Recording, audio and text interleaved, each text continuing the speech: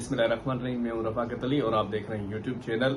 आज मैं आपको एक ऐसी शख्सियत के बारे में बताना चाह रहा हूं जो अकेला शख्स किसी से नहीं डरता था और उसने मुसलमानों के लिए बड़ी जद्दोजहद की और आखिर में वो शहीद हो चुका।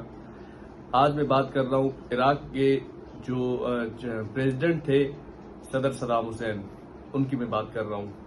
वो एक निहायती बहादुर इंसान, निहायती निडर इंसान थे जो एटम बम बनाने के लिए जब उनसे पूछा गया तो उन्होंने कहा कि ये मैं एटम बम इराक के लिए नहीं बल्कि मैं यहूदियों के लिए ये बना रहा हूँ एटम बम। और वो अकेला शख्स जो है लाखों दुश्मन लोगों के ऊपर वो हैवी होता था। उनकी मौजूदगी से दुश्मन हर वक्त डरे हुए होते थे और उनकी मौजूदगी से हमेशा इराक के मुसलमान खुद को महफूज समझते थे। लेकिन आखिर में क्या हुआ उनके साथ वो आप सबको पता है। एक इराक की एक खवातीन के ऊपर जब इसराइल ने हमला किया फलस्तीन में, तो उसने एक दरख्वास्त दी सदर सदाम हुसैन को और उन्होंने एक रिटर्न में एक उन्हें लेटर लिखा और उन्हें कहा कि हमारे ऊपर हमला हो रहा है और हमारे बच्चे मारे जा रहे हैं, क्या आपको हमारा एहसास नहीं है। तो सदर सदाम हुसैन ने जब वो स्टडी किया, उनकी जब वो सारी चीजें पढ़ी, उनकी कंप्लेंट पढ़ी, तो सदर सदाम हुसैन उस वक्त रोने पड़ गए।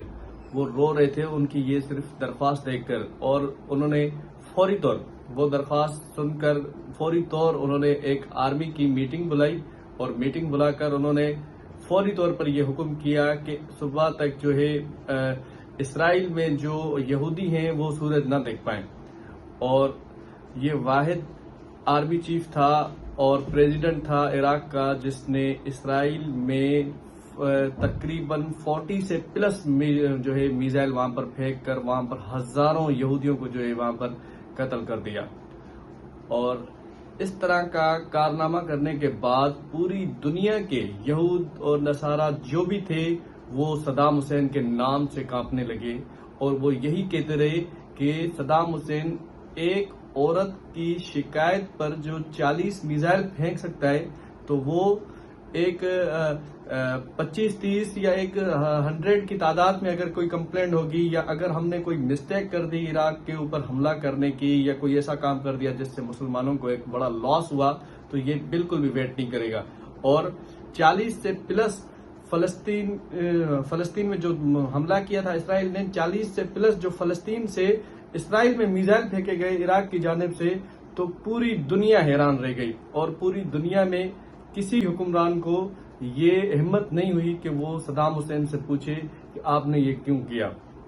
किसी ने भी ये हिम्मत नहीं की।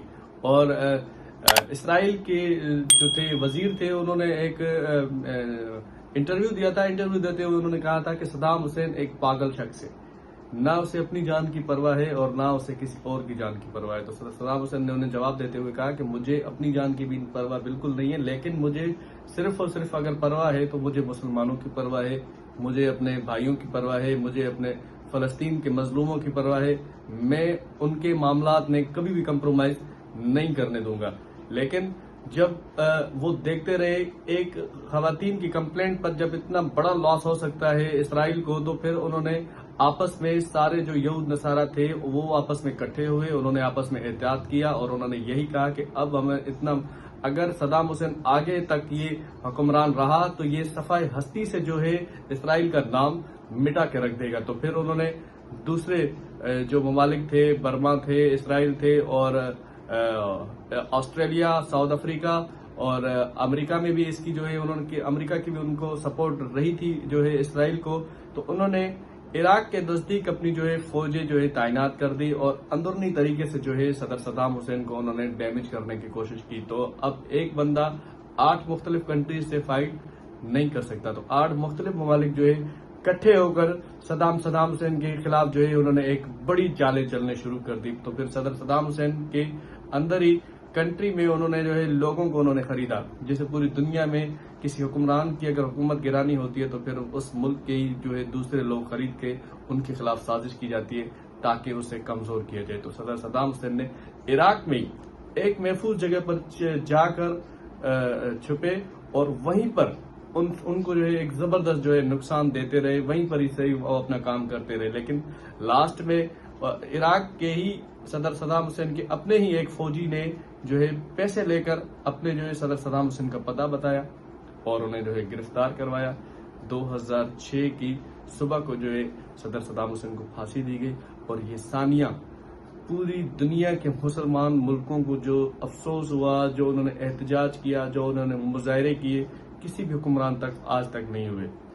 آج بھی جو ہے دنیا صدر صدام حسین کو یاد کرتی ہے، کیونکہ وہ ایک ہی شخص تھا۔ ایک خواتین کے جو ہے کمپلینٹ پر، فلسطین میں ایک عورت کی کمپلینٹ پر اس نے 40 میزائل جو ہے اسرائیل کے اوپر جو لگائے تھے، تو اسے آج تک یاد کرتے ہیں۔